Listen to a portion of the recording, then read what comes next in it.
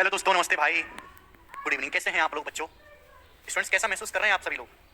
भाई साहब, कल हमने आपकी क्लास 1 घंटे में ओवर करी थी, क्योंकि ये जो बच्चे सीजल की तैयारी कर रहे हैं उनके लिए हमने बुक सीजल प्रैक्टिस किंग, जिसकी आप बहुत दिनों से डिमांड कर रहे थे, ये बुक अब सभी बच्चों के लिए अवेलेबल है। इस पे मैंने सीजल में पूछे गए पिछले 6 सालों में टीसीएस के जितने भी बेस्ट सवाल है वो एक जगह कंपाइल कर दिए हैं, चैप्टर वाइज हिंदी और इंग्लिश दोनों भाषाओं में। ये बुक अमेजन और फ्लिपकार्ट पर सभी बच्चे के लिए एलिजिबल है।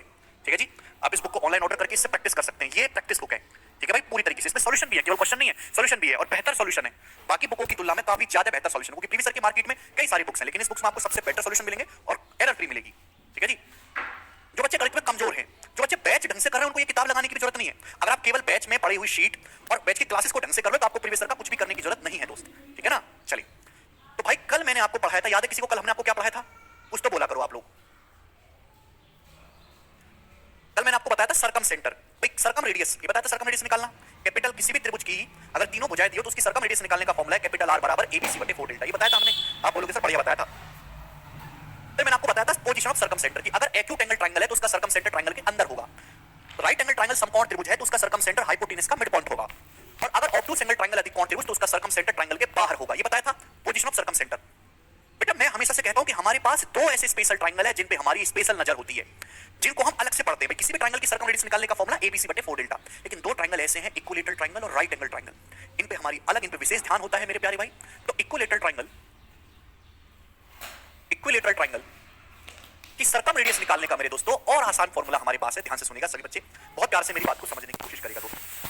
बच्चों, हम आपके सामने एक इक्विलेटरल ट्रायंगल बनाते हैं। ठीक है भाई स्टूडेंट, हमने आपके सामने एक इक्विलेटरल ट्रायंगल बनाया, ए बी सी, समबाहु त्रिभुज बनाया हमने आपके सामने। भूख लग रही है मुझे बहुत तेज। ए बी सी, ये इक्विलेटरल ट्रायंगल है, इसकी तीनों साइड बराबर हैं, स्मॉल ए स्मॉल ए स्मॉल ए। ये हो गया इक्विलेटरल ट्रायंगल। इसके तीनों एंगल भी बराबर होंगे 60-60 डिग्री के। भाई ये एंगल 60 डिग्री है, ये भी 60 डिग्री है, और ये भी 60 डिग्री है। हमने सिखाया कि इक्विलेटरल ट्रायंगल की खास बात है, ये हर जगह से एक जैसा, इसमें कोई भेदभाव नहीं है। अगर मैं यहाँ पॉइंट ए से परपेंडिकुलर डालता हूँ, पॉइंट ए से परपेंडिकुलर, ये 80 90 डिग्री, तो 90 60 ये कितना हो जाएगा? 30 डिग्री। ये कितना हो जाएगा मेरे दोस्तों? 30 डिग्री। ये भी 30 डिग्री हो जाएगा। तो आप हमें इस बात का ज्ञान दें और आप हमें जवाब दें कि ये वाली लाइन एडी एल्टीट्यूड भी हो गई, ये लाइन एडी एंगल बाइसेक्टर भी हो गई, यही लाइन एडी आपकी मीडियन भी होगी, और यही लाइन एडी साइड बीसी का परपेंडिकुलर बाइसेक्टर भी है। लाइन एडी क्या है? भुजा बीसी पे परपेंडिकुलर भी है, भुजा बीसी को बाइसेक्टर भी करे। चारों यही लाइन है, ये सेम लाइन एंगल बाइसेक्टर है, यही मीडियन है, यही हाइट है, यही बीसी का परपेंडिकुलर बाइसेक्टर है। सेम ऐसा ही वर्टेक्स बी से खींचोगे तब होगा, वर्टेक्स सी से खींचोगे तब भी यही होगा, यानी कि चारों काम एक ही लाइन करेगी। तो इक्विलेटरल ट्रायंगल की खास बात यह है कि इसके चारों ही सेंटर, इन सेंटर, इसका सर्कम सेंटर, इसका सेंट्रॉइड और इसका ऑर्थो सेंटर सब एक ही जगह होते हैं। इक्विलेटरल ट्रायंगल के चारों सेंटर, इन सेंटर, सर्कम सेंटर, सेंट्रॉइड और ऑर्थो सेंटर सब एक ही जगह होते हैं। आप बोलोगे हाँ जी सर, ये आपने हमें बताया है। चारों सेंटर, केवल ये अकेला ऐसा ट्रायंगल है जिसमें चारों सेंटर एक जगह होंगे। बाकी किसी कोई विषमबाहु त्रिभुज, कोई ऐसा त्रिभुज सारी भुजा अलग अलग, इसके चारों सेंटर भी अलग अलग होंगे, इसमें सारे पॉइंट एक ही जगह लाई कर जाएंगे। अब बताओ बच्चों, इन सेंटर है, इन सेंटर त्रिभुज की तीनों भुजाओं से बराबर दूरी पर होता है, तो ये इन सेंटर की भुजा बीसी से दूरी है, ये क्या हो जाएगा मेरे दोस्तों? ये हो जाएगा स्मॉल आर इन रेडियस। अंतः केंद्र तीनों भुजाओं से बराबर दूरी पर होता है इन रेडियस। अब सुनो प्यारे बच्चे, ये ओ सर्कम सेंटर भी है, सर्कम सेंटर तीनों वर्टेक्स से बराबर दूरी पर होता है, सर्कम सेंटर परिकेंद्र। तो इस सर्कम सेंटर की वर्टेक्स ए से दूरी की क्या हो जाएगी बच्चों? सर्कम रेडियस हो जाएगी कैपिटल आर। हो जाएगी कि नहीं? आप बोलोगे हाँ जी सर हो जाएगी।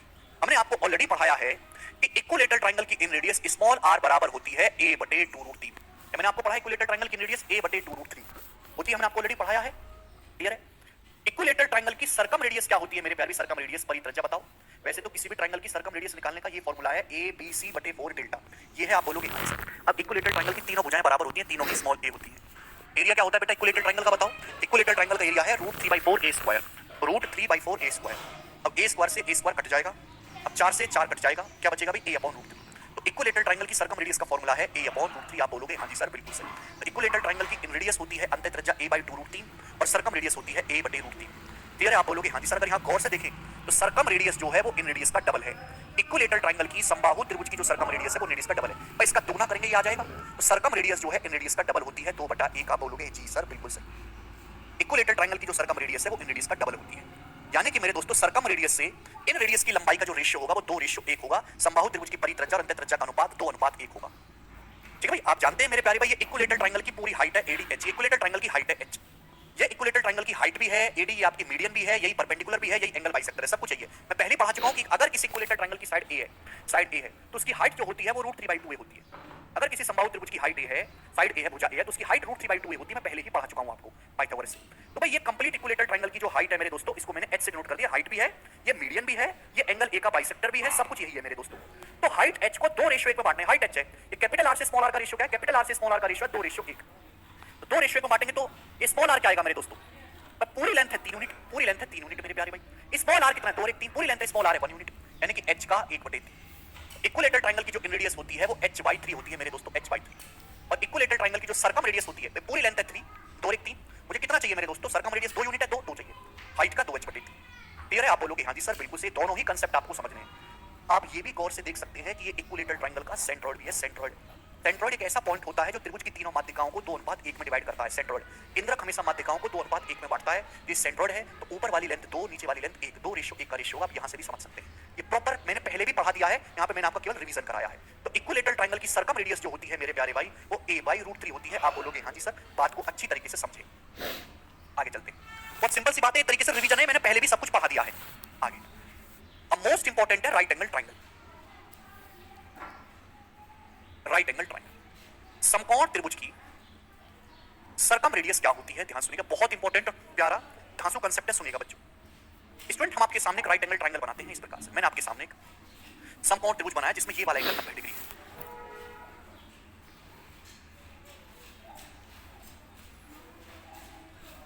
भाई हमने आपके सामने एक राइट एंगल ट्रायंगल बनाया जिसमें ये वाला एंगल 90 डिग्री है। आप बोलोगे हाँ जी सर बिल्कुल सही, बात एकदम क्लियर है। अब सुनो, इस राइट एंगल ट्रायंगल का बच्चों हम खींचते हैं सर्कम सेंटर। इस राइट एंगल ट्रायंगल का मेरे प्यारे क्या है, ये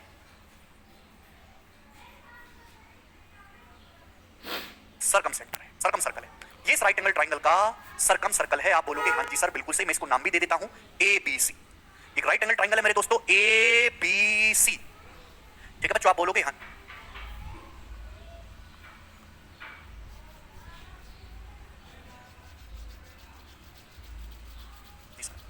और ये इसका सर्कम सर्कल है। मैंने आपको कल ही बताया था कि सेमी सर्कल यानी कि अर्धवृत्त में बना कोण हमेशा 90 डिग्री का होता है। अगर 90 डिग्री का कोण बन रहा है तो इसका मतलब गारंटी है कि वो एक अर्धवृत्त के अंदर बन रहा होगा। अर्धवृत्त के अंदर कल प्रूफ भी करवाया था। तो बच्चों अगर ये 90 डिग्री का एंगल है और ये इसका सर्कम सर्कल है, ये साइड AC द्वारा ये एंगल 90 डिग्री बन रहा है, तो यानी कि ये जो होगा, ध्यान सुनिएगा, ये जो होगा मेरे प्यारे भाई, ये सर्कल का आधा हिस्सा होगा, सर्कम सर्कल होगा मेरे दोस्तों, अर्धवृत्त। बोलो होगा कि नहीं? आप बोलोगे सर पूरा सर्कम सर्कल, सर्कल का आधा हिस्सा, जितना आधा ये है मेरे दोस्तों उतना ही आधा ये है, यानी कि AB जो है इस सर्कल का डायमीटर, सॉरी AC जो है सर्कल का व्यास हो जाएगा, व्यास। समझ में? आप बोलोगे हाँ जी सर बिल्कुल सही, कोई प्रॉब्लम नहीं। अब आप हमें खुद बताएं कि भाई इस सर्कल का फिर सेंटर क्या होगा। तो AC है डायमीटर, तो डायमीटर का मध्य बिंदु यानी कि ये मेरे प्यारे भाई इसका सर्कम सेंटर यानी कि परिकेंद्र बनेगा, सर्कम सेंटर। ये राइट एंगल ट्रायंगल का सर्कम सेंटर होगा, हाइपोटेन्यूज का मिड पॉइंट। तो पॉइंट नंबर 1 लिखेंगे कि राइट एंगल ट्रायंगल का सर्कम सेंटर जो होता है, समकोण त्रिभुज का जो सर्कम सेंटर होता है वो हाइपोटेन्यूज का मिड पॉइंट होता है। लिख लो आप अपनी कॉपी में, मैं नहीं लिख सकता, मुझे आलस आ रहा है। राइट एंगल ट्रायंगल का सर्कम सेंटर हाइपोटेन्यूज का मिड पॉइंट होता है, कर्ण का मध्य बिंदु होता है। अब हमने आपको पढ़ाया कि किसी भी ट्रायंगल में सर्कम सेंटर ऐसा पॉइंट है, सर्कम सेंटर जो तीनों वर्टेक्स से बराबर दूरी पर होता है। क्लियर है? सर्कम सेंटर जो होगा हाइपोटेन्यूज का मिड पॉइंट होगा। अब लॉजिकली सुनो भाई, O क्या है? O है इस ट्रायंगल का मेरे दोस्तों सर्कम सेंटर। अब मैंने सर्कम सेंटर से तीनों वर्टेक्स को मिलाया, A को, B को, C को, तीनों वर्टेक्स को मिलाया मेरे प्यारे भी। आप बोलोगे हाँ जी सर बिल्कुल सही, तो मेरे प्यारे भी जवाब दीजिएगा। इस सर्कम सेंटर होगी, जितनी दूरी A से होगी उतनी दूरी B से होगी, उतनी ही दूरी C से होगी। यानी कि अगर ये सर्कम, ये कैपिटल R है, सर्कम सर्कल की रेडियस, सर्कम रेडियस, तो ये भी कैपिटल R होगा मेरे दोस्तों, ये भी कैपिटल R होगा। आप बोलोगे हाँ जी सर बिल्कुल सही, कोई परेशानी नहीं है। समझ में आ रहा है मेरे दोस्तों? ये चित्र आपको साफ साफ दिखाई दे रहा है। बहुत इंपॉर्टेंट फिगर है जो आपके सामने यहां पर लिखी गई है ना, बहुत इंपॉर्टेंट फिगर, यानी कि राइट एंगल ट्रायंगल की जो सर्कम रेडियस होती है, राइट एंगल ट्रायंगल की जो सर्कम रेडियस होती है मेरे दोस्तों, वो कितनी होगी? जवाब दो। राइट एंगल ट्रायंगल की जो सर्कम रेडियस होती है कैपिटल R। हर कोई बालक ये देख सकता है कि हाइपोटेन्यूज का आधा है। भाई AC क्या है? AC इस राइट एंगल ट्रायंगल का हाइपोटेन्यूज यानी कि कर्ण है। AC का इस राइट एंगल ट्रायंगल का हाइपोटेन्यूज यानी कि कर्ण है। तो यानी कि सर्कम रेडियस जो है राइट एंगल ट्रायंगल की वो हाइपोटेन्यूज का आधा होती है, h/2। आप बोलोगे जी sir this is very very beautiful concept. तो राइट एंगल ट्रायंगल की जो सर्कम रेडियस है कैपिटल R वो हाइपोटेन्यूज का आधा होती है, h/2। यहां तक किसी वाले को कोई डाउट? आप बोलोगे सर दो कौड़ी का डाउट आपको नहीं है, सर्कम रेडियस कैपिटल R बराबर h/2, circum radius capital R बराबर h/2। Yes sir no? आप बोलोगे हाँ जी सर बिल्कुल क्लियर, यहां तक कोई परेशानी नहीं। तो राइट एंगल ट्रायंगल में सर्कम सेंटर हाइपोटेन्यूज का मिड पॉइंट होता है और सर्कम रेडियस समकोण त्रिभुज की हाइपोटेन्यूज का आधा होती है।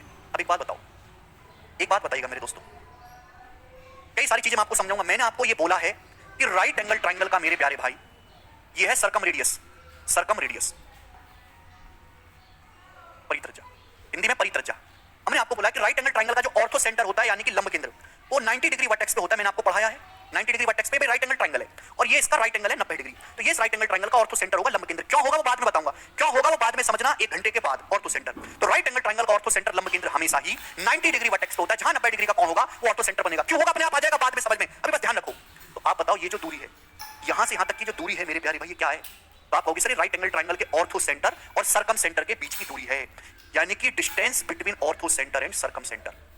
डिस्टेंस बिटवीन को शॉर्ट में ऐसे लिखते हैं orthocentre and circumcentre. Paper में कई बार सवाल आया है कि एक समकोण त्रिभुज की आपको भुजाएं दे देगा और आपसे पूछ लेगा कि बताओ इसके ऑर्थो सेंटर और सरकम सेंटर के बीच की दूरी क्या है, तो आप तुरंत कहेंगे सर वो हो जाएगी हाइपोटेनस का आधा यानी कि सरकम रेडियस। क्लियर है? आप बोलोगे हाँ जी सर एकदम क्लियर है, बहुत बेहतरीन बात है, ऑर्थो सेंटर है, सरकम सेंटर है और दोनों के बीच की दूरी ही आपकी कैपिटल आर है, सरकम रेडियस। आप बोलोगे हाँ जी सर बिल्कुल सही बात, क्लियर है। एक बात बताओ मेरे दोस्तों, सुनते रहिएगा अभी, केवल सुनते रहिएगा।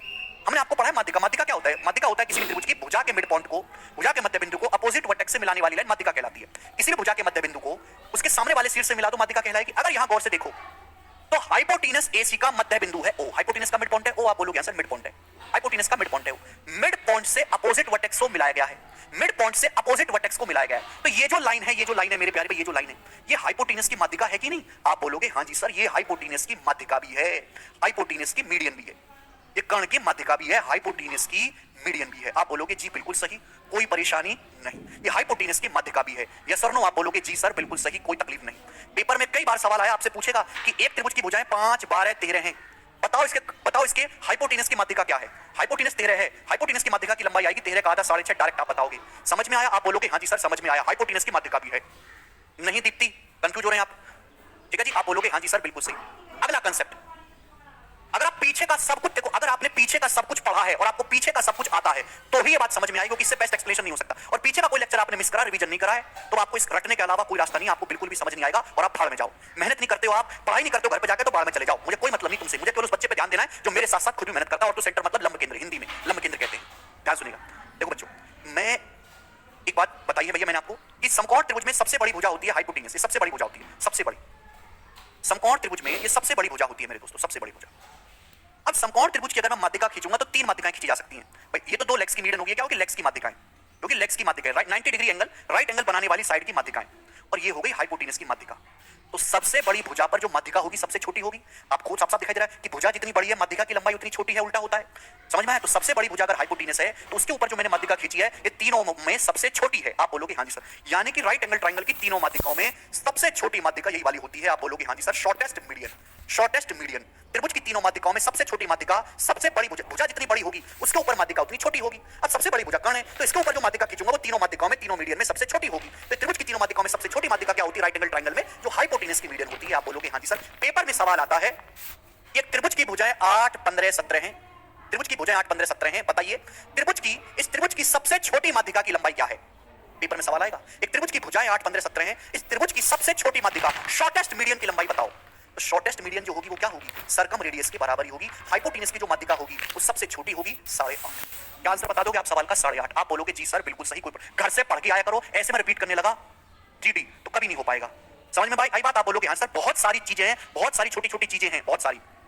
क्या है भाई ये कहां से कहां तक की दूरी है? बी से लेके ओ तक भी हो, और मेरे दोस्तों कैपिटल आर किसके बराबर होगा? h/2 के बराबर होगा। ये सारी बातें एक ही हैं मेरे दोस्तों, सारी बातें एक ही हैं, सारी बातों का एक ही मतलब है। पेपर में आपसे कुछ भी पूछा जा सकता है इसमें से कुछ भी, यानी कि ये जो है ये ऑर्थो सेंटर है, ये सरकम सेंटर है। ऑर्थो सेंटर और सरकम सेंटर के बीच की दूरी इस समकोण त्रिभुज की सरकम रेडियस है, परित्रज्या, सरकम रेडियस, परित्रज्या। आप बोलोगे हाँ जी सर बिल्कुल सही, सरकम रेडियस, परित्रज्या। Now listen carefully, circumradius, परित्रज्या दिखाई दे रहा है? आप बोलोगे आंसर दिखाई दे रहा है। ये क्या है? राइट एंगल ट्राइंगल की सरकम रेडियस है, हाइपोटेनस का आधा, बी से ओ तक की दूरी सरकम रेडियस। गौर से देखा जाए तो हाइपोटेनस कर्ण का मध्य बिंदु है, कर्ण के मध्य बिंदु को अपोजिट वर्टेक्स से मिलाया गया, तो ये जो लाइन है ये हाइपोटेनस कर्ण की माध्यिका भी है, हाइपोटेनस की माध्यिका। और ये त्रिभुज की तीनों माध्यिकाओं में सबसे छोटी भी है, कैपिटल आर इसका नाम है, h/2 के बराबर होगा। आप बोलोगे हाँ जी सर बिल्कुल सही। इससे ज्यादा एग्जामिनर की हैसियत नहीं कि वो कुछ सोच पाए, वो किससे ज्यादा कुछ होता ही नहीं। सारे कंसेप्ट यहां पे लिखे हुए हैं, लेकिन एक एक कंसेप्ट को समझ में आने के लिए आपको बुद्धि की जरूरत नहीं, आप कमजोर भी हो पढ़ने में हो जाएगा काम, लेकिन आपको पीछे का पढ़ा हुआ होना चाहिए। अगर आपने पीछे के सारे लेक्चर देखे हैं, आपने ज्योमेट्री पढ़ी है, कुछ मिस नहीं किया है, तो आपको समझ में आएगा। नहीं सम्राट, यहां तक किसी बच्चे को डाउट अगर आपको समझ में आया है तो कमेंट में यस लिख देंगे। बिटवीन मतलब होता है संजय भाई इसका। हाँ जी अमन, सबसे आसान आदित्य, ज्योमेट्री पूरे मैथ का सबसे आसान चैप्टर है, बस इसमें बहुत ज्यादा पढ़ना है, बहुत ज्यादा याद रखना है। इन सेंटर से क्या रिलेशन है वो तो मैंने बता दिया बेटा पहले ही अंतिमा। इन सेंटर अलग चीज है, सरकम सेंटर अलग चीज है, आगे चलेगा सब लोग। नेक्स्ट, आपको पता है मैंने एक चीज समझाई थी, सरकम सेंट्रोइड। आपको पता है मेरे दोस्तों, हमने आपको एक चीज बता रखी है, सेंट्रोइड केंद्रक। बताओ पढ़ाया तो नहीं है पर मैंने आपको हिंट दे रखा है, सेंट्रोइड केंद्रक याद है किसी को? सेंट्रोइड, सेंट्रोइड क्या होता है? सेंट्रोइड वो पॉइंट होता है जहां त्रिभुज की तीनों माध्यिका, मैं तीसरी बार बता रहा हूं, तीसरी बार में बात बता रहा हूं, जहां त्रिभुज की तीनों माध्यिकाएं एक दूसरे को काटती, तीनों माध्यिकाएं वो पॉइंट होता है आपका सेंट्रोइड यानी कि केंद्रक। केंद्रक होता है मेरे दोस्तों, केंद्रक, जहां त्रिभुज की तीनों माध्यिकाएं एक दूसरे को काटती हैं। क्लियर? आप बोलोगे हाँ जी सर। सेंट्रॉइड होता है। और हमने भी बताया कि सेंट्रॉइड हमेशा माध्यिका को 2:1 में बांटता है, 2:1 में डिवाइड करता है। सेंट्रॉइड हमेशा मीडियन को 2:1 में डिवाइड करता है। जब बाद में समय आएगा तो मैं इनका प्रूफ भी समझाऊंगा, कारण भी समझाऊंगा, लेकिन समय आने पर, अभी समय नहीं है। तो जहां त्रिभुज की तीनों माध्यिकाएं एक दूसरे को काटती है वो सेंट्रॉइड होता है। सेंट्रॉइड केंद्रक हम इसको बोलते हैं, केंद्रक सेंट्रॉइड। सेंट्रॉइड हमेशा मीडियन को 2:1 में बांटता है। जैसे एडी क्या है? एडी इस ट्रायंगल की एक माध्यिका है। तो भाई सेंट्रॉइड ने इस माध्यिका के दो टुकड़े कर दिए, एजी और जीडी। दो टुकड़े कर दिए भैया, एजी और जीडी। आप बोलोगे हाँ जी सर, बिल्कुल सही। तो एजी से जीडी का जो रेशियो होगा वो 2:1 होगा। ठीक है जी? आप बोलोगे हाँ जी, मैं आपकी बात को समझ गया। सेंट्रॉइड से वर्टेक्स तक की दूरी और सेंट्रॉइड से भुजा को जो मिलाया गया है 2:1 होगा। एजी से जीडी का रेशियो 2:1। क्लियर? आप बोलोगे हाँ जी सर, बिल्कुल सही। अगर यहां से मैं आपको आखिरी कंसेप्ट समझा रहा हूं, गौर से सुनिएगा मेरे दोस्तों, ठीक है ना? आपके टैलेंटेड होने की जरूरत नहीं है, आपके पढ़ के आने की जरूरत है, मेहनत करने की जरूरत है मेरे दोस्तों। ये लाइन क्या है? अगर आप गौर से देखेंगे तो ये जो लाइन है, ये जो लाइन है पीओ, ये हाइपोटेनस की माध्यिका है। ये जो लाइन है पीओ, ये हाइपोटेनस की माध्यिका है। अगर हाइपोटेनस की माध्यिका है तो सेंट्रॉइड कहीं ना कहीं इसी लाइन पर होगा। सेंट्रॉइड जी कहीं ना कहीं इसी लाइन पर होगा। आप बोलोगे हाँ जी सर, सेंट्रॉइड इसी लाइन पर होगा, केंद्रक। सेंट्रॉइड मतलब केंद्रक। समझ में आया? बोलो, सेंट्रॉइड क्या होता है? जहां त्रिभुज की तीनों माध्यिकाएं एक दूसरे को काटती हैं। अगर ये हाइपोटेनस कर्ण की माध्यिका है तो सेंट्रॉइड भी इसी लाइन पर होना चाहिए। आप बोलोगे हाँ जी सर, बिल्कुल होना चाहिए सर, बिल्कुल होना चाहिए, ऑस्कर गोष्टी लकड़ी वाला। अब अगर ये सेंट्रॉइड है और एक कर्ण की माध्यिका है, हाइपोटेनस की माध्यिका है, तो सेंट्रॉइड तो माध्यिका को 2:1 में बांटेगा। तो बीजी से जीओ का जो रेशियो आएगा वो 2:1 आएगा कि नहीं आएगा? बीजी से जीओ का जो रेशियो आएगा वो 2:1 आएगा कि नहीं आएगा? आप बोलोगे हाँ जी सर आएगा, 2:1 होगा। यस और नो? आप बोलोगे हाँ जी सर यस। अब आप मुझे ये बताओ कि ये जो दूरी है यहां से यहां तक की, ये जो दूरी है ये कितनी है? यहां से यहां तक की। बहुत बहुत इंपॉर्टेंट है मेंस के हिसाब से भी। केवल राइट एंगल के ट्रायंगल के लिए बता रहा हूं कि राइट एंगल ट्रायंगल के ऑर्थो सेंटर और सेंट्रॉइड के बीच की दूरी क्या होती है? Distance between orthocentre and, distance between orthocentre and centroid.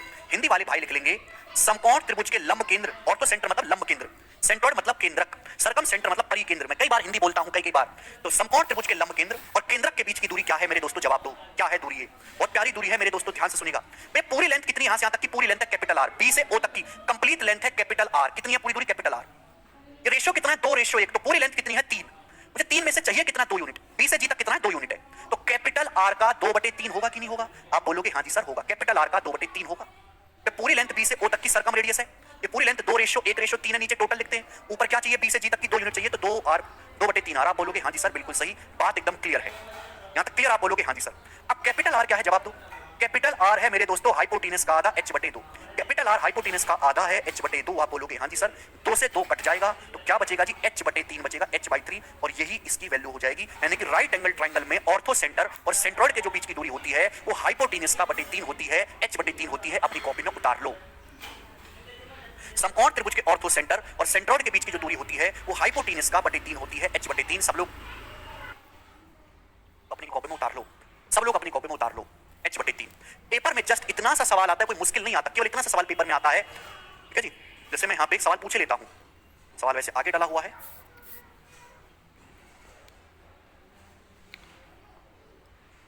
इसमें नहीं, वो मैंने आगे डाला है। चलो कोई बात नहीं, मैं आपसे पूछ लेता हूं कि एक त्रिभुज की भुजाएं 11, 60, 61 है, 11, 60, 61।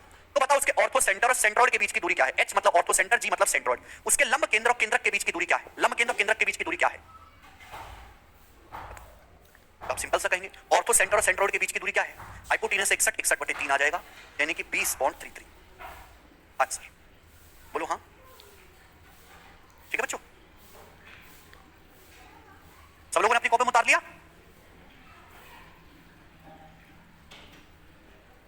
अरे वाह, आप तो आंसर बता दिए भाई, मुझे तुमसे उम्मीद नहीं थी, तुम तो सारे लोग आंसर बता दिए। वेरी गुड, वेरी गुड बच्चों, वेरी गुड। ये मैं मिटा दूं? देखो मुझे मिटाना पड़ेगा ना, मेरे पास और जगह लिखने के लिए नहीं है। एक आखिरी कंसेप्ट और है, ये मैं मिटा दूं? सब लोगों ने छाप लिया कॉपी में, टीप लिया?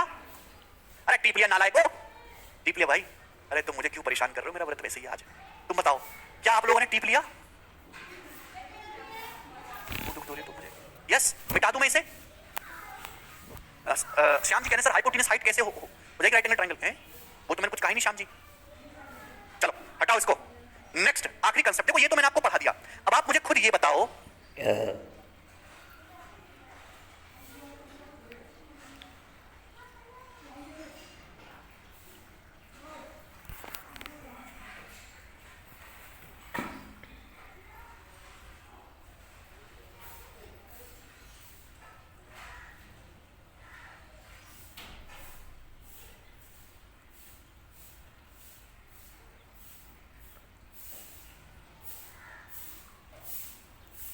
h/2 होता है, अभी तक तो समझाया।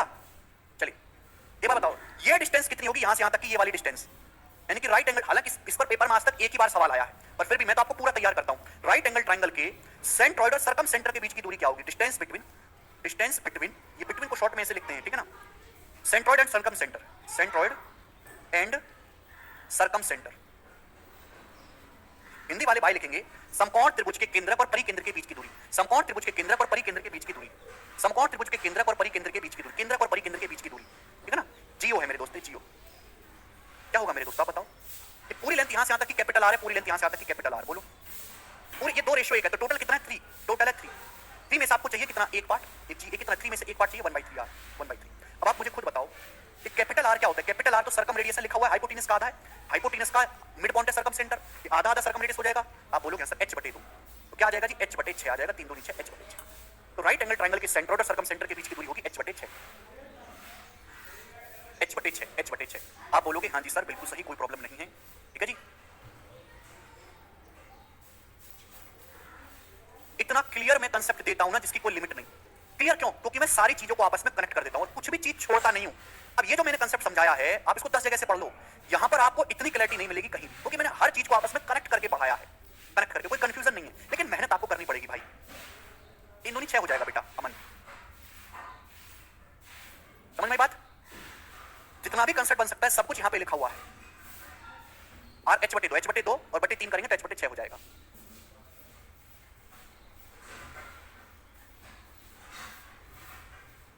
बिल्कुल किशव, मुझे लगता है आपकी बात समझ में आई। अगर आपको समझ में आए तो एक बार कमेंट में यस लिख दो कि मैं सवाल करवाने वाला हूं। अगर आपको बात समझ में आई है बच्चों, तो सब स्टूडेंट्स कमेंट में यस लिख दो कि मैं आपको सवाल करवाने वाला हूं। सवाल,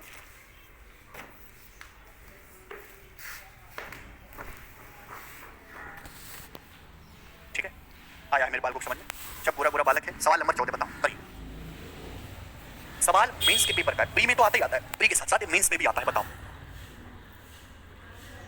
एक त्रिभुज की भुजाएं 11 60 61 है, त्रिभुज के परिवृत्त की त्रिज्या, परिवृत्त की त्रिज्या मतलब सरकम रेडियस आपसे पूछा है। What the radius of circle circumscribe the triangle. 11 60 61 को देखते ही पता चल गया कि राइट एंगल ट्रायंगल एक समकोण त्रिभुज है जिसकी भुजा हाइपोटेनस 61 है। तो इसकी जो परिवृत्त की त्रिज्या यानी कि सरकम रेडियस है वो हाइपोटेनस का आधा होगी, 61 का आधा 30.5 सेंटीमीटर। आंसर है पहला ऑप्शन, 61 का आधा 30.5। आप बोलोगे जी बिल्कुल सही, इतना बढ़िया बताइए सर आप, आंखों में आंसू आ गए। सवाल नंबर है 15 आपके सामने, 2019 के मेंस के पेपर का सवाल है, ठीक है ना। प्री में भी आते हैं क्वेश्चन, मेंस में भी आते हैं। बताओ, एक त्रिभुज की भुजाएं 56 90 और 106 हैं, इसके परिवृत्त की परिधि सरकम सर्कल की सरकमफेरेंस क्या है? ट्रायंगल की साइड दी, अब इन साइड को देख के दिमाग में कुछ घंटी बजती है, ये सब 2 से कटने वाले नंबर है, 2 से काटूंगा तो 28 45 53 ये आ गया। इसका दुगना है मेरे दोस्तों, दुगना, यानी कि 28 45 53 तो राइट एंगल ट्रायंगल है। सर्कमस्क्राइब का मतलब होता है एक ऐसा सर्कल जो ट्रायंगल के तीनों वर्टेक्स से गुजरता हुआ जाए। सर्कमस्क्राइब करना, चारों ओर से गुजरना। इनस्क्राइब का मतलब अंदर से टच करते हुए जाना। तो ये तो राइट एंगल ट्रायंगल है ना, देख लिया करो कि ट्रिपलेट बनना है। 28 45 53 खुल्लम खुल्ला नहीं लिखा होगा, आपको खुद से पहचानना पड़ेगा। तो 28 45 53 है, उसका दुगना है, तो राइट एंगल ट्रायंगल है। इसका हाइपोटेनस है, तो हाइपोटेनस क्या होता है? हाइपोटेनस होता है बच्चों सरकम रेडियस का दुगना। सरकम रेडियस क्या होती है? हाइपोटेनस का आधा। तो हाइपोटेनस क्या होता है? सरकम रेडियस का दुगना, यानी कि 2r है, 2r। क्लियर है? आप बोलोगे आपसे पूछा है सर्कल की परिधि, सरकम सर्कल की सरकमफ्रेंस, सर्कल की परिधि क्या होती है? 2πr। सर्कल की परिधि क्या होती है बच्चों? 2πr। बस पाई से गुणा ही तो करनी है, यहां पर यहां भी पाई से गुणा करनी है, तो 2π कैपिटल R क्या आ जाएगा? 106 पाई। आंसर है बी ऑप्शन, खत्म। देखो इतना आसान सवाल मेंस के पेपर में भाई बनाए। सवाल नंबर 16, ये सवाल यहां पर गलती से आ गया है, ये सवाल यहां पर गलती से डल गया है। अरे सरकम स्क्राइब मतलब बाहर, इनस्क्राइब मतलब अंदर। इतनी सी बात कई बार बता चुका हूं यार। ये सवाल पिछली शीट का यहां पर गलती से आ गया, पर कोई बात नहीं। एक त्रिभुज में जिसके दो आधार कोण 30 और 60 है, उस त्रिभुज की अंतः त्रिज्या क्या होगी? इन रेडियस पूछा। एक त्रिभुज है, उसके दो कोण 30 और 60 है, 30 और 60 है, यानी कि वो हो गया राइट एंगल ट्रायंगल। एक त्रिभुज है जिसके दो कोण 30 डिग्री और 60 डिग्री है, तो राइट एंगल ट्रायंगल हो गया ना। तीसरा कोण कितने का हो गया? 90 डिग्री का। 30 60 90। पूछा उस त्रिभुज की अंतः त्रिज्या इन रेडियस क्या है? तो आप जानते हैं 30 डिग्री के सामने 1 होता है बच्चों, 30 डिग्री के सामने 1, 60 डिग्री के सामने √3 और 90 डिग्री के सामने कितना होता है? 2। रेशियो है 30 60 90 रेशियो है। अंतः त्रिज्या बेटा मैंने आपको बताया राइट एंगल ट्रायंगल की इन रेडियस का फॉर्मूला P + B - h/2। भगवान के लिए अगर तुम्हारी आंखों में थोड़ी शर्म बची हो तो आपने पढ़ा होगा। आपसे पूछा इन रेडियस क्या होगी? The difference of two smaller side half of longer side. ये तो नहीं होगा, half of difference of two smaller side half of the sum of two smaller side. तो अगर मैं यहां से इन रेडियस निकालता हूं तो क्या आएगा? P + B - h/2 1 + √3, हाइपोटेनस कितना है? 2 और बटे 2, तो आ जाएगा √3 - 1/2। ये आ जाएगा √3 - 1/2। ये आ जाएगा मेरे दोस्तों, मैंने रेशियो में निकाला है। तो आप मुझे बताओ जो इन रेडियस है, ये है तो स्मॉलर साइड, ये है बड़ी साइड, हाइपोटेनस सबसे बड़ी साइड है, ये दोनों स्मॉलर साइड है, दो छोटी भुजाएं, तो स्मॉलर साइड का डिफरेंस नहीं, स्मॉलर साइड के डिफरेंस का आधा। हाँ जी, सी ऑप्शन करेक्ट। जो दो छोटी भुजाएं हैं इनके डिफरेंस का आधा आ रहा है इन रेडियस, बिल्कुल सही, सी ऑप्शन। आगे चलेंगे, अगला सवाल बताइए। सवाल नंबर है 17, करो।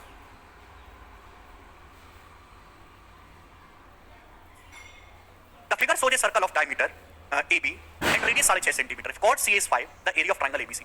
देखो सवाल सीडीएस के पेपर में आया था पिछली साल, हालांकि सवाल बहुत आसान है। आपके सामने चित्र दिखाया गया जिसमें AB व्यास है और 6.5 सेंटीमीटर त्रिज्या का वृत्त है। इस सर्कल की जो रेडियस है 6.5, तो डायमीटर कितना हो जाएगा 13। अगर सर्कल की रेडियस 6.5 तो डायमीटर है 13। AB व्यास है, लाइन AB व्यास है, तो ये सेंटर से गुजर रही है। CA की लंबाई 5 है, CA की लंबाई 5। पूछा ट्रायंगल का एरिया बताओ, ABC का एरिया कैसे निकालेंगे, और कुछ नहीं दिया। हमें बात जानते हैं कि ये सेमी सर्कल है भाई, AB डायमीटर है, तो सेमी सर्कल में बना ये कोण 90 डिग्री का होगा। अब 90 के सामने 13 है, ये 5 तो 12 हो जाएगा, 5 12 13। एरिया क्या होता है राइट एंगल ट्रायंगल का, 1/2। ये राइट एंगल ट्रायंगल बन गया ABC, 90 डिग्री बनाने वाली साइड की गुणा, ये आ जाएगा 60/2, 30 स्क्वायर सेंटीमीटर। आंसर है सी ऑप्शन 30। आगे चलते हैं, अगला सवाल ये बनाओ। देख कितने बालक कर पाते हैं इस सवाल को, बताइए भी।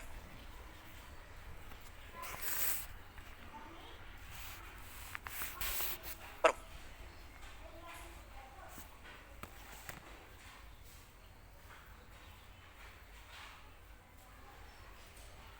एक ट्रायंगल एबीसी में एंगल बी 90 है, AB प्लस BC 4096 है, तो परित्रिज्या और अंतःत्रिज्या का योग ज्ञात करें। तो बच्चों मैं यहां से आपको कंसेप्ट भी समझाऊंगा कि भाई जैसे राइट एंगल ट्रायंगल है, राइट एंगल ट्रायंगल ये परपेंडिकुलर है, ये बेस है और ये हाइपोटेन्यूस है। तो आप मुझे बताओ राइट एंगल ट्रायंगल की इनरेडियस क्या होती है? इनरेडियस तो आप कहोगे sir P plus B minus H/2। और राइट एंगल ट्रायंगल की सर्कमरेडियस क्या होती है? Circumradius H/2। ये formula inradius P plus B minus H/2, circumradius H/2। अगर मैं इन दोनों को ऐड करता हूं, small r plus capital R, बताओ क्या है? दो तो है ही नीचे, ये minus H plus H cut जाएगा तो क्या बचेगा? P। तो राइट एंगल ट्रायंगल की इनरेडियस और सर्कमरेडियस का जो सम है वो P प्लस B/2 होता है। राइट एंगल ट्रायंगल की इनरेडियस और सर्कमरेडियस का जो सम है वो 90 डिग्री बनाने वाली साइड का योग होता है, 90 डिग्री बनाने वाली भुजाओं के योग का आधा, एवरेज। राइट एंगल ट्रायंगल की रेडियस और सर्कमरेडियस का जो सम है वो 90 डिग्री बनाने वाली भुजाएं यानी कि लेग्स का आधा होता है, लेग्स के सम का। अब ट्रायंगल एबीसी में एंगल बी 90 है, बी 90 है, तो एबी और बीसी क्या है? 90 डिग्री बनाने वाली भुजाएं लेग्स है। एंगल बी 90 है ना, तो एबी बीसी क्या है? राइट एंगल ट्रायंगल की टांगे हैं और टांगों का योग 4096 है, लेग्स का सम। तो आपसे पूछा परित्रिज्या, सर्कमरेडियस, स्मॉल r, अंतःत्रिज्या का योग, तो 4096 का आधा क्या आ जाएगा? 2048 सेंटीमीटर। आंसर है ऑप्शन नंबर सी करेक्ट है, 4096 का आधा। ठीक है जी, आगे चलते हैं। नेक्स्ट क्वेश्चन हम आपके सामने जवाब देंगे। ये बहुत तगड़ा सवाल है, मतलब सवाल ओवर लॉजिकल है। 2016 के मेंस के पेपर में आता है, ये सेम क्वेश्चन बनाएंगे। सवाल को सॉल्व करना नॉर्मल बच्चे के बस की बात नहीं है जब तक उसको प्रैक्टिस ना की हो और उसकी बुद्धि जो है तेज काम ना करती हो। चलिए बनाएंगे।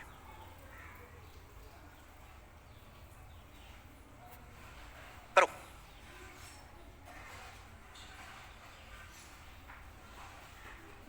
नहीं खेसारी, चतुर्भुज PQRS में यदि SR 17 है, PQR 122 डिग्री है, एंगल PSR 116 डिग्री है, तो QS की लंबाई क्या होगी? आपको चतुर्भुज बनाना है दोस्तों, इसमें PQR 122 डिग्री है और PSR 116। QRS अपोजिट बनेंगे ना, अपोजिट एंगल, इस तरीके से बना लेते हैं।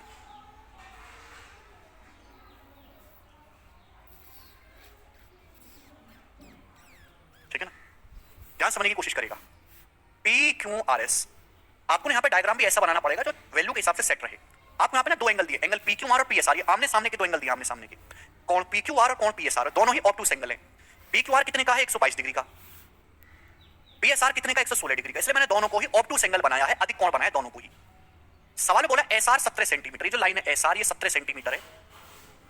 आपसे पूछा QS की लंबाई बताओ, क्या होगी QS की लंबाई? जवाब कर जल्दी से।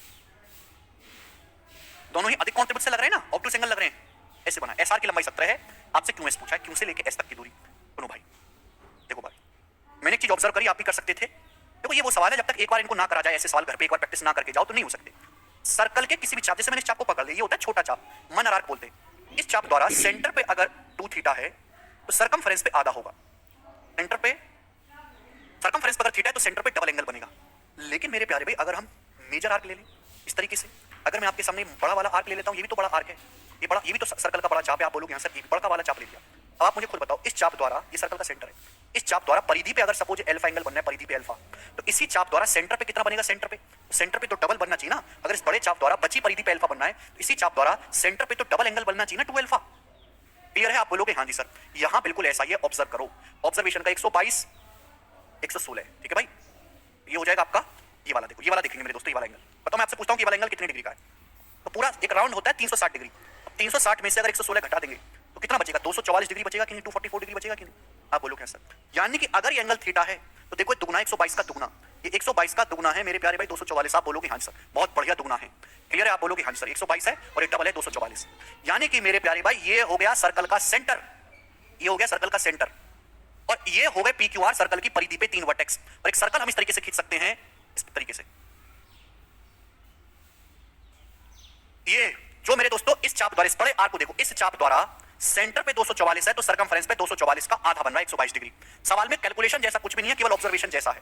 आप बोलोगे सर लकड़ी का ऑस्कर आपके लिए, यानी कि ये है सर्कल का सेंटर और एस से आर तक की दूरी दी आपको 17, यानी कि ये सर्कल की रेडियस। पूछा एस क्यू, तो एस क्यू भी है इस सर्कल की रेडियस, तो एस क्यू भी 17 सेंटीमीटर ही आएगा। ये आंसर है, ऑप्शन नंबर सी करेक्ट है।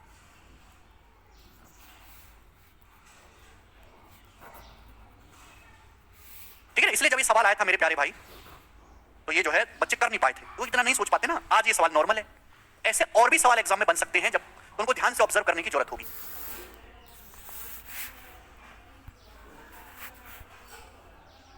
आगे चलते हैं, नेक्स्ट अगला सवाल। सवाल नंबर है 20 आपके सामने। बहुत बेहतरीन क्वेश्चन है बच्चों, बहुत बेहतरीन बनाए।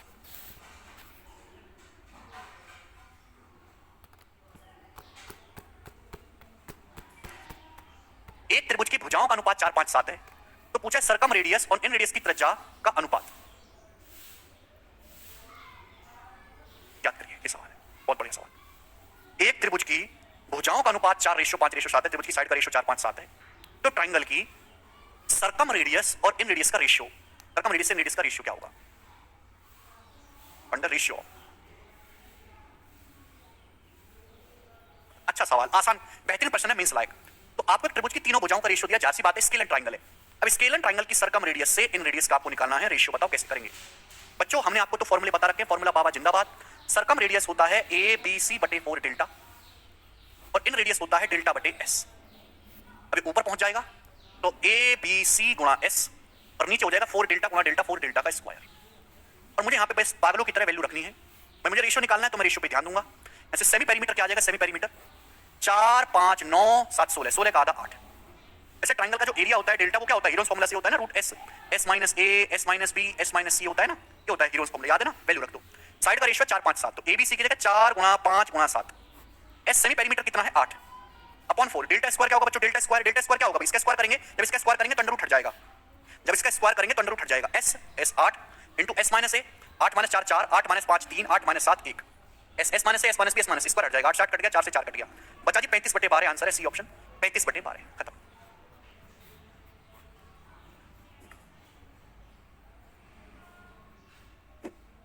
प्रशांत कह रहे करवा चौथ की हॉलीडे कर दो सर।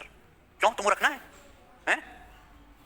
अबे नास पिटो, करवा चौथ का व्रत रखने के लिए घर में जितना सामान चाहिए ना, वो कैलेंडर और एक चटाई बैठने के लिए, पूजा करने के लिए दिया, दिया में बत्ती, दिया में तेल, माचिस, ये सब खरीदने तक का पैसा नहीं है तुम्हारे पास, समझे? इतना पैसा भी नहीं कमाया तुमने जिंदगी में, रखेंगे करवा चौथ का व्रत हैं? दिया में तेल खरीदने पैसा है पर्स में खुद का कमाया हुआ है? 20 रुपए का तेल सरसों, बताओ।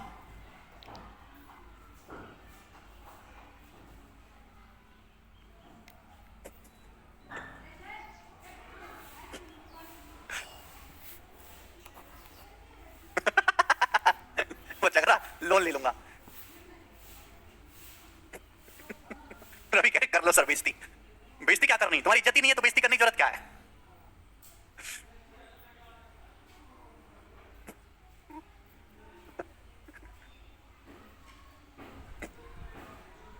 सुमित कह रहे हैं फास्ट तो फीमेल रखती हैं और क्या।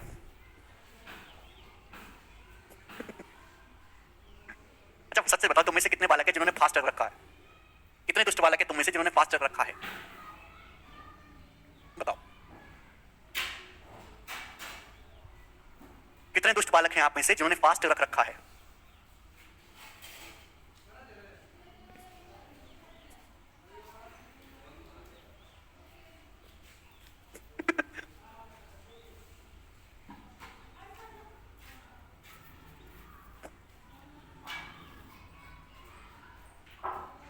तुम लोग नाग पंचमी पे फास्ट रखा करो, नाग पंचमी पे नाग देवता और आप शेयर करके दूध पिया करो, ये आपके लिए सबसे बढ़िया रहेगा।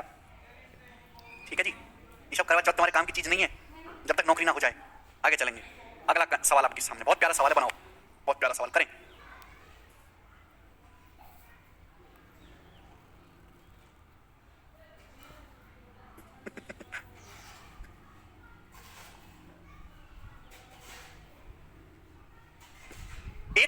भुजाओं का अनुपात 3:5:7 है ट्रायंगल की साइड का रेशियो, जो 2√3 सेंटीमीटर त्रिज्या के एक वृत्त में इनस्क्राइब्ड है। ठीक है, त्रिभुज का एरिया ज्ञात करें। बहुत बेहतरीन जबरदस्त एक नंबर सवाल है ये, सुनिएगा। एक त्रिभुज की साइड का रेशियो 3:5:7 है, जो इनस्क्राइब है एक सर्कल के अंदर जिसकी रेडियस 2√3। इनस्क्राइब का मतलब अंदर, यानी कि एक ट्रायंगल जो है एक सर्कल के अंदर है। इस प्रकार से ये ट्रायंगल इस प्रकार से है मेरे दोस्तों, यानी कि ये जो सर्कल है, अगर मैं कहूं कि ट्रायंगल सर्कल के इनस्क्राइब है, यानी कि ट्रायंगल जो है सर्कल के अंदर है, मैं कहूं सर्कल जो है वो ट्रायंगल को सरकमस्क्राइब कर रहा है। एक ही मतलब है, सरकम, ये जो सर्कल है वो ट्रायंगल के बाहर है, यानी कि ये क्या दिया है, इस ट्रायंगल की सरकम सर्कल की रेडियस दी है कैपिटल आर 2√3। आपसे पूछा सर्कल का एरिया, त्रिभुज की भुजाओं का रेशियो दिया है, ठीक है बच्चों, और आपसे पूछा है त्रिभुज का एरिया, सरकम सर्कल की रेडियस दी है। तो बताओ सरकम सर्कल की रेडियस निकालने का क्या फॉर्मूला है? कैपिटल आर बराबर, कैपिटल आर बराबर है ABC/4 डेल्टा, ये फॉर्मूला है, कैपिटल आर बराबर ABC/4 डेल्टा। अब जवाब दो। अब साइड का रेशियो दिया है तो मुझे निकालना पड़ेगा यहां से सेमी पेरीमीटर। तो सेमी पेरीमीटर क्या आएगा? देखो 3, 5, 8, 7, 15 का आधा, मैं 15 का आधा करूंगा तो मुश्किल होगी, 15 का आधा शकल ही बुरी लगती है, तो कैलकुलेशन को कम करने के लिए पूरे रेशियो को 2 से गुणा कर दो। भाई 3, 5, 7 का रेशियो है ना, पूरे को 2 से गुणा कर देते हैं। 2 3 6, 2 5 10, 2 7 14 साइड का रेशियो है। रेशियो हटाएंगे तो वेरिएबल से गुणा हो जाएगी 6x। साइड का रेशियो का 3, 5, 7, रेशियो हटाएंगे तो वेरिएबल से गुणा हो जाएगी 6x। यहाँ पे एक्जैक्ट वैल्यू पूछी ना 10x और 14x, तो आप जानते हो कि त्रिभुज की भुजाएं 6x, 10x और 14x त्रिभुज की भुजा आएगी। पहले 3, 5, 7 का दुगना कर दिया जिससे कि सेमी पेरीमीटर आसानी से निकल सके। आपको ट्रायंगल का एरिया निकालना है एज इट इज, तो रेशियो हटाएंगे साइड का रेशियो, तो वेरिएबल से गुणा हो जाएगी x से। बताओ यहाँ से सेमी पेरीमीटर क्या आएगा? सेमी पेरीमीटर होता है तीनों भुजाओं को जोड़ के आधा कर दो, 6 + 10 16 + 14 30x, 30x का आधा 15x, ये आ गया सेमी पेरीमीटर 15x। आ गया कि नहीं आ गया? आ गया। पहले करना पड़ रहा था 3, 5, 8, 7, 3, 5, 8, 7, 15 का आधा 15/2 हो रहा था, 15/2 मुश्किल करेगा, इसलिए मैंने पहले पूरे रेशियो को 2 से गुणा कर ली जिससे कि 2 से डिवाइड करने में कोई दिक्कत ना आए। तो क्या सेमी पेरीमीटर, तो एरिया क्या आएगा? हेरोन्स फॉर्मूला से √s s - a 15x - 6x 9x, 15 - 10 5x और 15 - 14x यानी कि x। आप बोलोगे हाँ जी सर बिल्कुल सही। तब बताओ कितना आएगा? बताओ जल्दी से, क्या आ जाएगा एरिया? ये 15 है, ये है 9 पंजे 45, 15 और 45 यानी कि 15√3 आ जाएगा। 15√3 बेटा 15 45 का मतलब 9 पंजे 45 का मतलब 15 3 होता है। 15 × 15 का 15 आ गया, 3 का √3 आ गया। अब ये x की पावर 4 x की पावर 4 का √x², ये आ गया ट्रायंगल का एरिया। फिर आप बोलोगे हाँ जी सर बहुत बढ़िया, मैं आपकी बात को अच्छी तरीके से समझा हूं। अब ये वैल्यू आप यहां रख दो। भाई ट्रायंगल की सरकम रेडियस है 2√3 बराबर ABC/4 डेल्टा। ABC कितना आ जाएगा भैया? 6x × 10x × 14x बटे 4 डेल्टा। 4 डेल्टा का मतलब 15 चौका 60√3, 60√3x², 15 चौका 60√3x²। आप बोलोगे हाँ जी सर। अब देखो 60 से 60 कट जाएगा, x से x² कट जाएगा। अब 2√3 की जब √3 में गुणा होगी 6, तो 6 बराबर आएगा 14x। x का मान आएगा 6/14 यानी कि 3/7। तो सॉल्व करने पर x की वैल्यू 3/7 आ गई। आप बोलोगे हाँ जी सर बहुत बढ़िया। अब x का मान 3/7 आ गया, यहां से सॉल्व करने पर पूछा है ट्रायंगल का एरिया, तो एरिया क्या आ जाएगा जी? 15√3x²। अब x है 3/7, 3/7 का स्क्वायर 9/49, तो 15 × 135, 135 √3/49 आंसर है। डी ऑप्शन मींस का सवाल है, मींस का 135 √3/49। अर्चना कह रहे परित्रजक कहां लिखा है? बेटा लिखा नहीं है, हिडन छुपा के लिखा है बेटा, सीधा सीधा नहीं लिखा है। एक त्रिभुज की भुजाओं का अनुपात 3, 5, 7 है। The ratio of the side of triangle which is inscribed in a circle of radius 2√3। एक त्रिभुज है जो 2√3 सेंटीमीटर त्रिज्या के अंदर इनस्क्राइब्ड है। एक त्रिभुज है जो 2√3 सेंटीमीटर त्रिज्या वाले सर्कल के अंदर बना हुआ है, यानी कि सर्कल की रेडियस 2√3 है, यानी कि ट्रायंगल की सरकम रेडियस 2√3 है।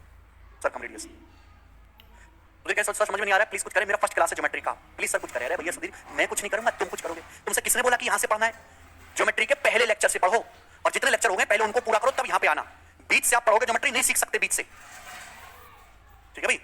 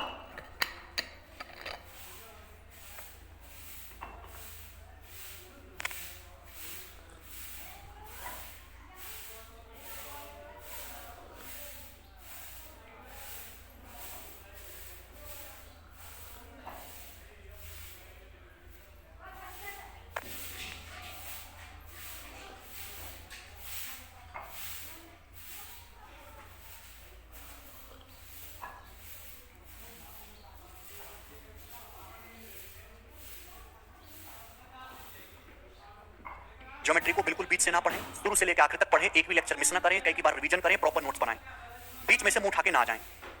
ठीक है जी? चलिए आगे चलते। नेक्स्ट अगला सवाल, सवाल नंबर है 22 आपके सामने। बहुत अच्छा सवाल है ये। जो सवाल है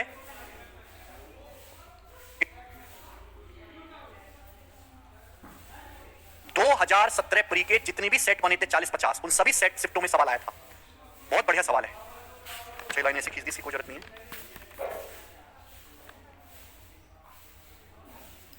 इस चित्र को देखो, आपके सामने चित्र दिया गया है जिसमें एबीसी एक त्रिभुज है। आपके सामने चित्र दिया गया एबीसी एक त्रिभुज है जिसमें ये एंगल राइट एंगल है 90 डिग्री का। आपके सामने चित्र दिया है जिसमें ये एंगल राइट एंगल है 90 डिग्री का। अब बोला है AB 10 है AC 6 है। ABC एक त्रिभुज है, बोला AB 10 है AC 6 है और AE 4 है। AE क्या है? भुजा BC पर परपेंडिकुलर है, AE परपेंडिकुलर 4। AD जो है सर्कम सर्कल का डायमीटर, AD की कोई जरूरत नहीं है। आपसे पूछा सर्कम सर्कल की रेडियस, ABC के सर्कम सर्कल की रेडियस आपसे पूछे, जवाब दो। बच्चों को लगेगा कि सवाल कैसे होगा, भाई त्रिभुज ABC है और इसका सर्कम सर्कल है, AB 10 है, ये AC 6 है और साइड BC के ऊपर हाइट दे रखी है आपको 4। पूछा इस सर्कल की रेडियस। हमने आपको पढ़ाया है कि किसी भी ट्रायंगल के सर्कम सर्कल की रेडियस का फॉर्मूला है ABC/4 डेल्टा। ABC/4 delta. आप कहोगे सर आपको तो यहाँ पे 2 ही भुजा दी है, तीसरी भुजा की लंबाई तो दी ही नहीं है, आप कैसे निकालोगे सर्कम रेडियस? निकाल लेंगे, थोड़ा पेशेंस बनाए रखो। बहुत अच्छा सवाल है बच्चों। ये साइड है 10 और ये साइड है 6। ये 90 डिग्री मत मानने लगना बाबलो, राइट एंगल नहीं है ABC, ठीक है ना?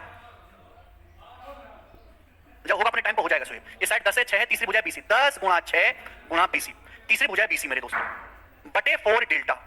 अब डेल्टा क्या है? डेल्टा है ट्रायंगल ABC का एरिया, डेल्टा है त्रिभुज ABC का क्षेत्रफल। अब एरिया क्या होता है? एरिया होता है 1/2 आधार गुणा ऊंचाई। अगर मैं साइड BC को बेस मानता हूं, डेल्टा क्या होता है? ट्रायंगल का एरिया। एरिया कैसे निकालोगे? आपको ऊंचाई दे रखा है। अगर मैं साइड BC को बेस मानता हूं तो साइड BC पर सामने वाले वर्टेक्स से हाइट AE 4 है, तो एरिया हो जाएगा ट्रायंगल का 1/2 BC गुणा 4। ये बात क्लियर है? आप बोलो क्या सर? त्रिभुज का एरिया 1/2 आधार गुणा ऊंचाई, साइड BC पर सामने वाले वर्टेक्स से हाइट 4 है। ये BC से BC कट जाएगा, 2 से 4 2 बार कट जाएगा। 60 को भाग देंगे 8 से तो 7.5 सेंटीमीटर आएगा, 60/8। 7.5 सेंटीमीटर ही सवाल का आंसर है, जो कि बी ऑप्शन है, बी। खत्म। बात क्लियर? कितना जबरदस्त लॉजिकल, बिल्कुल एकदम संस्कारी सवाल था ये। मजा आया सवाल करके?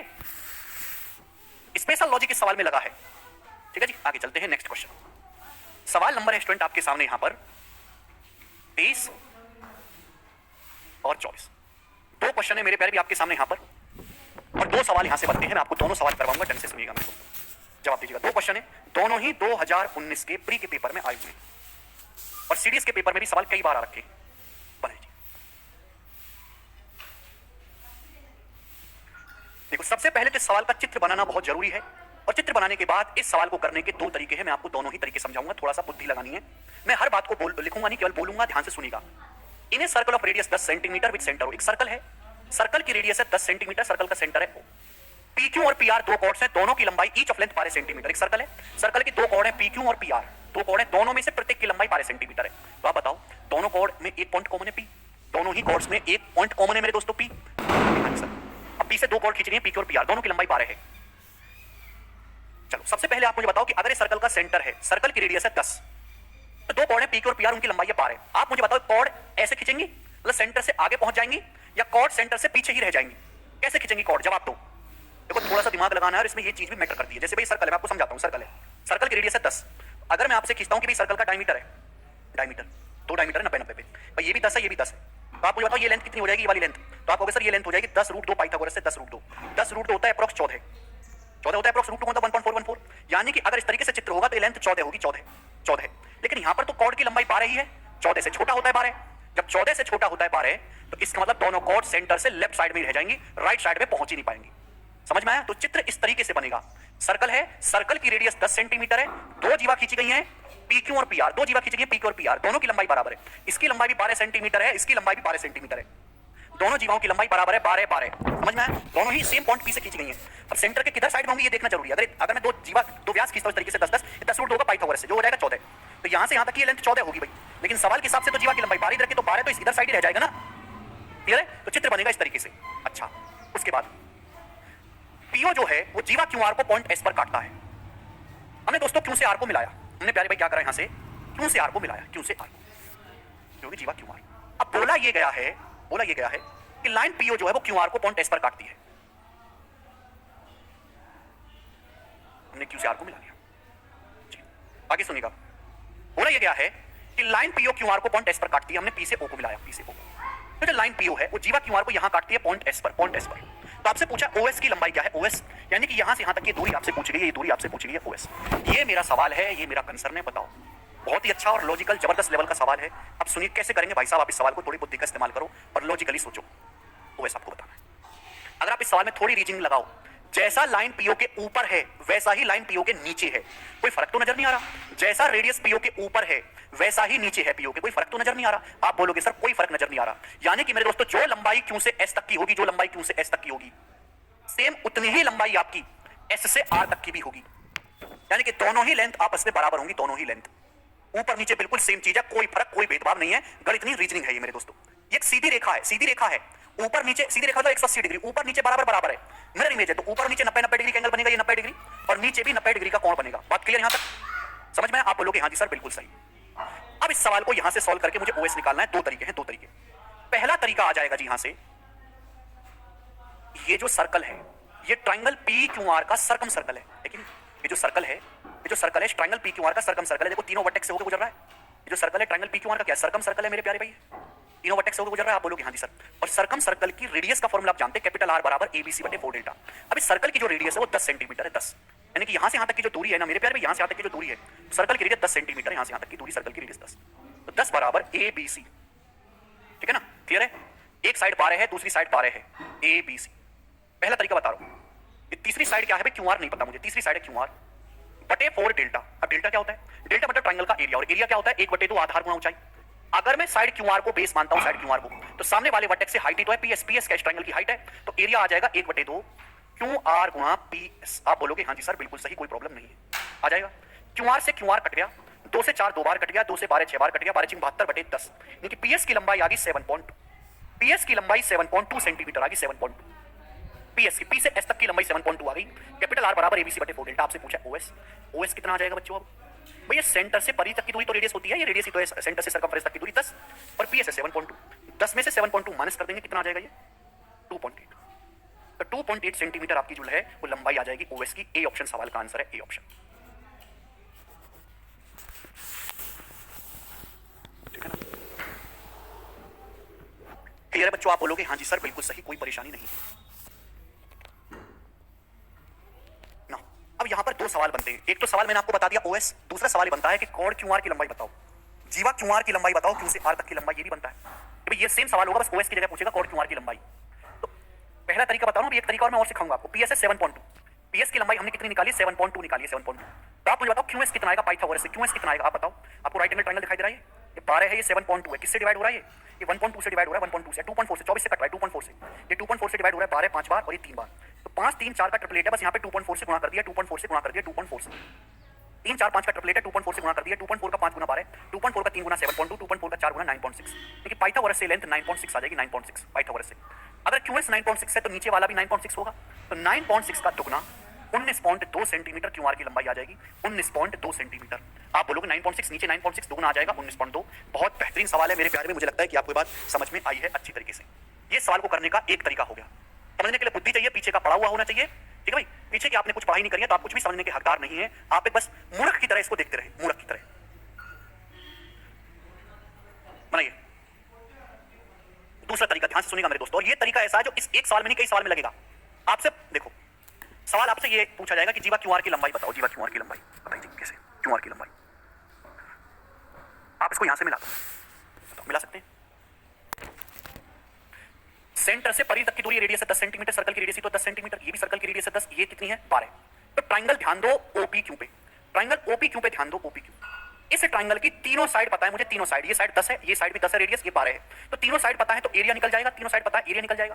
लेकिन मुझे एरिया तो निकल गया, मुझे चाहिए इसकी हाइट क्यों है, हाइट भाई ये हाइट क्यों है, ये क्यों क्या है? क्यों इस ट्राइंगल की हाइट है जो कि भुजा पीओ पर है।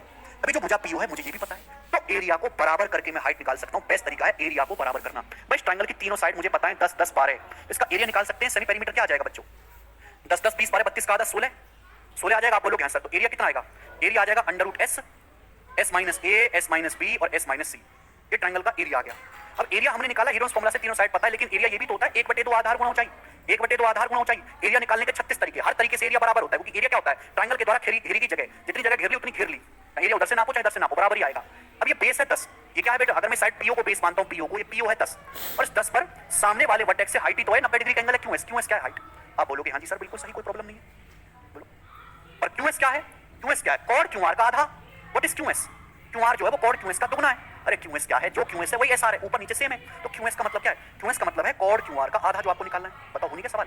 16 आ जाएगा, यहाँ से 6 आ जाएगा, यहाँ से 2, 16 गुणा 6 गुणा 2, ये आ जाएगा अंडर रूट 192, 16 का अंडर 4 आएगा 4, ठीक है भाई। 16 इंटू 36 चौका 144, यानी कि 4 गुणा 12 48 आएगा अंडर, कितना आ जाएगा 48, 16 का अंडर 4, यहाँ से 6 यहाँ से 2, 48 आ जाएगा। इसका आ जाएगा एरिया 48, आप बोलोगे हाँ जी सर। तो क्यूआर की लंबाई कितनी आ जाएगी मेरे दोस्तों, 48 चौका 192, 2 4 192 को 10 से भाग करेंगे 19.2, तो क्यूआर की लंबाई 19.2 सेंटीमीटर, ये आंसर है। ये सवाल को करने का दूसरा तरीका है मेरे प्यारे भाई, जो मैंने आपको समझाया एरिया को बराबर करके, ठीक है जी।